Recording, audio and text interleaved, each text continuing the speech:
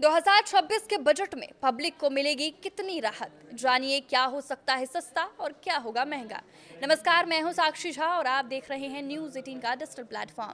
केंद्र सरकार आम बजट पेश करने की तैयारी कर रही है। वित्त मंत्री निर्मला सीतारमण 1 फरवरी 2026 को 9वां आम बजट पेश करेंगी।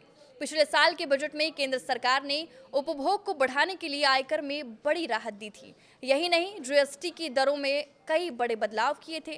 इससे देश की जनता को बहुत बड़ी सौगात मिली थी। पर 2026 में सरकार का फोकस राजकोषीय मजबूती, रक्षा, एमएसएमई और ग्रीन एनर्जी पर रहने वाला है। पर सबसे बड़ा सवाल है महंगाई का, क्योंकि इससे सीधे मिडिल क्लास का जुड़ाव है। कई जानकारों का मानना है कि साल 2026 में फूड इन्फ्लेशन बढ़ सकता है। ऐसे में दाल, तेल, दूध, राशन और हरी सब्जियों के भाव बढ़ सकते हैं। भारतीय मुद्रा रुपए की कमजोरी, आयात पर बढ़ती निर्भरता और वैश्विक अनिश्चितता से दबाव बढ़ना तय है। 2025 के बजट में केंद्र सरकार ने महंगाई पर काबू पाने के लिए कई जरूरी कदम उठाए थे, पर इस साल महंगाई बढ़ने के आसार जताए जा रहे हैं। कई एजेंसियों का अनुमान है कि पूंजीगत व्यय बढ़ने से इंफ्रास्ट्रक्चर और एमएसएमई सेक्टर को बड़ी सौगात मिल सकती है, पर महंगाई के रूप में इसका साइड इफेक्ट सामने आ सकता है। यही नहीं, रुपए का अवमूल्यन की वजह से खाद्य तेल और दाल जैसे आयातित सामान महंगे हो सकते हैं। कई एजेंसियों का कहना है कि सीमेंट के महंगे होने से कंस्ट्रक्शन और हाउसिंग सेक्टर पर बुरा असर पड़ सकता है।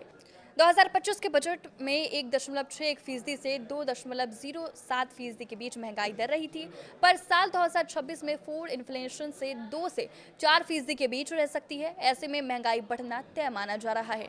जीएसटी कट, लो फूड इन्फ्लेशन और आईटी राहत से घरेलू खपत तो बढ़ेगी, पर मिडिल ईस्ट और लैटिन अमेरिका में बढ़ते तनाव से महंगाई का नया दौर शुरू हो सकता है।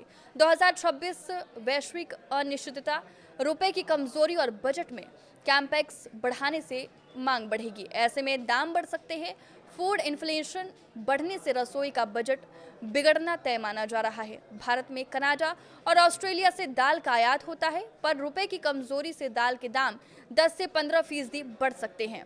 इसके दाम 2025 में कम थे, लेकिन डिमांड बढ़ने से अब प्राइस हाइक के आसार दिख रहे हैं। एडिबल ऑयल का आयात इंडोनेशिया और मलेशिया से होता है। पिछले साल 132% ऑयल के दाम बढ़े थे। इस साल भी यही ट्रेंड रह सकता है। दूध और डेयरी प्रोजेक्ट भी 5 से 8% तक महंगे हो सकते हैं। इस साल 6 से 7% के बीच फूड इन्फ्लेशन रहने का अनुमान है। डेयरी के बढ़ते दाम भी इसमें बड़ा रोल निभाएंगे। फीड कॉस्ट बढ़ने की वजह से भी डेयरी प्रोजेक्ट महंगे हो सकते हैं। चावल और गेहूं के दाम भी 4 से 6% तक बढ़ सकते हैं। पिछले साल भी चावल के दाम बढ़े थे। इस साल भी राइस इन्फ्लेशन के आसार जताए जा रहे हैं। चीनी और मसाले के भी दाम 5 से 10% के बीच बढ़ सकती है। चीनी पर सरकार भले ही जीएसटी रेट घटा दे, पर ओवरऑल महंगाई बढ़नी तय मानी जा रही है। यही नहीं, आटा, नमक, चाय और कॉफी के दाम भी 3 से 5% के बीच रह सकते हैं। रुपए की कमजोरी का असर इम्पोर्टेड सामान पर पड़ना तय माना जा रहा है। आपकी इस वीडियो पर क्या राय है, हमें कमेंट करके जरूर बताएं। नमस्कार।